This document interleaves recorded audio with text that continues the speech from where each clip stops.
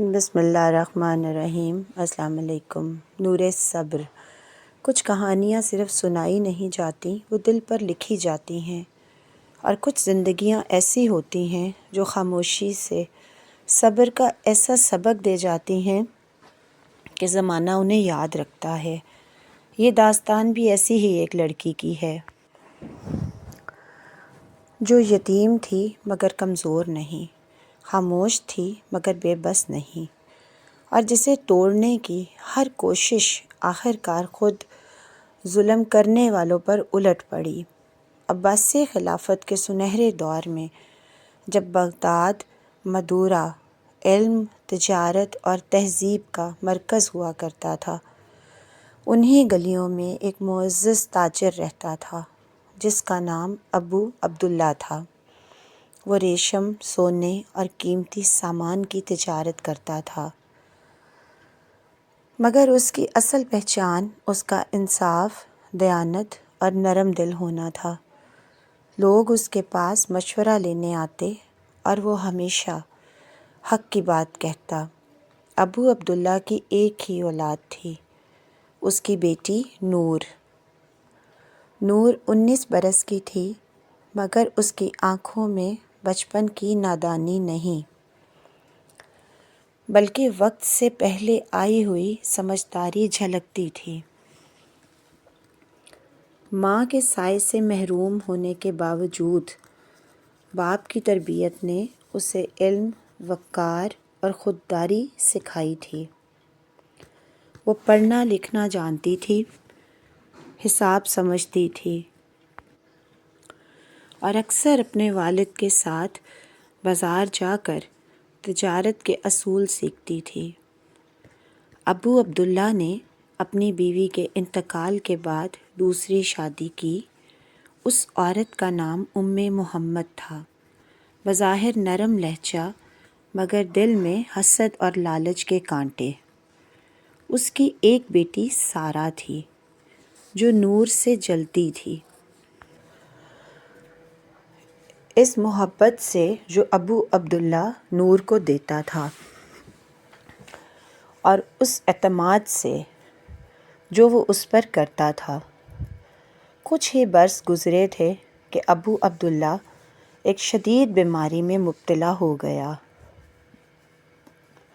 کئی مہینوں تک علاج ہوا، حکیم آئے، دوائیں بدلی، مگر مرض بڑھتا گیا۔ انہی دنوں ابو عبداللہ نے قاضی اور 2 معتبر گواہوں کے سامنے اپنی وصیت لکھوائی۔ اس کی آواز کمزور تھی، مگر الفاظ مضبوط۔ میری تمام دولت، سونا، ریشم، زیورات میری بیٹی نور کی ہے، اور اس کی شادی اس کی مرضی کے بغیر نہیں کی جائے گی۔ کوئی اسے مجبور نہیں کر سکتا۔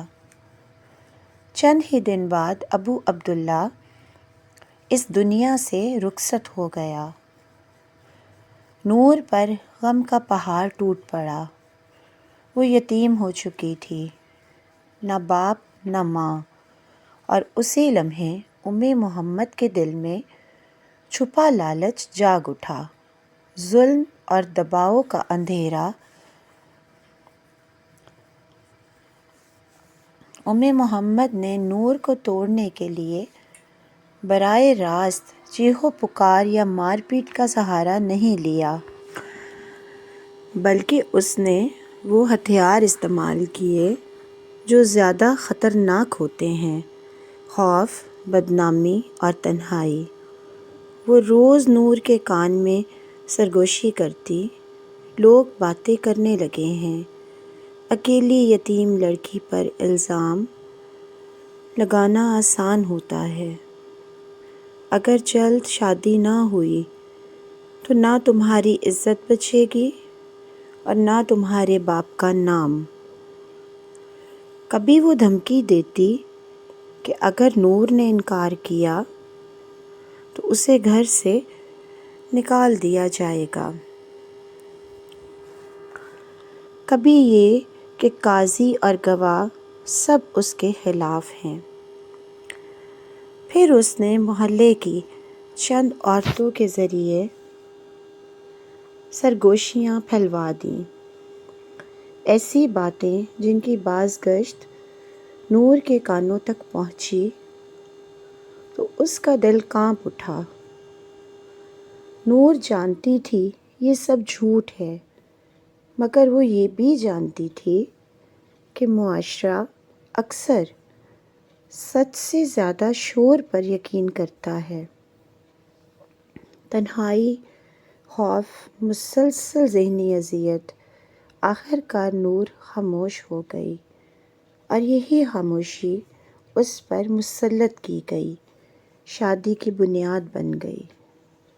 زبردستی کی شادی اور فیصلہ کن رات۔ محمد نے ایک مقروض مگر بظاہر معزز تاجر حاجی علی سے ساز باز کی اور نور کو اس سے زبردستی بیاہ دیا گیا۔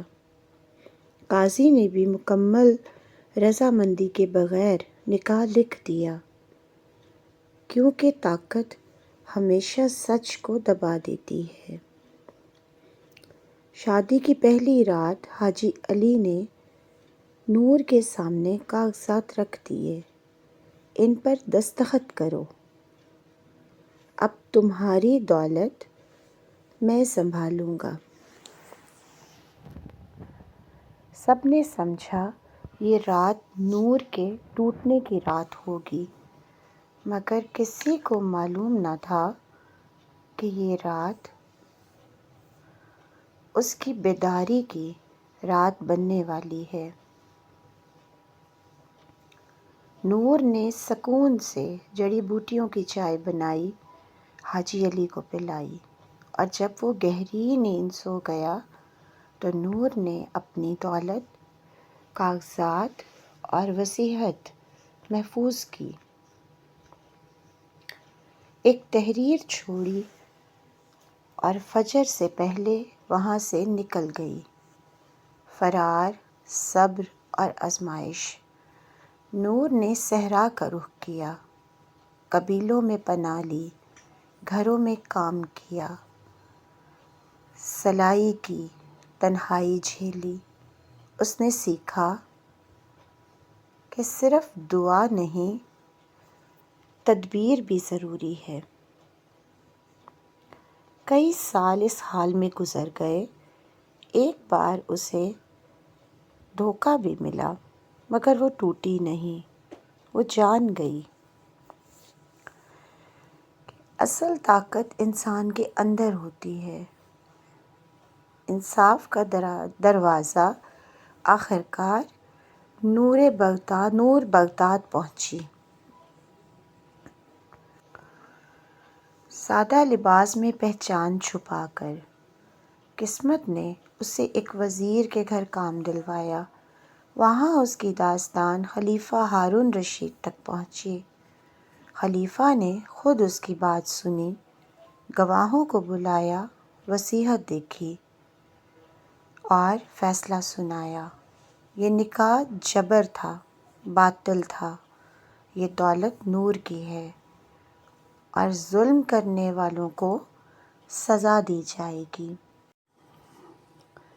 نور کو عزت، آزادی اور حق ملا۔ اس نے ایک نیک شخص سے اپنی مرضی سے نکاح کیا اور اپنی زندگی یتیموں کی مدد میں لگا دی۔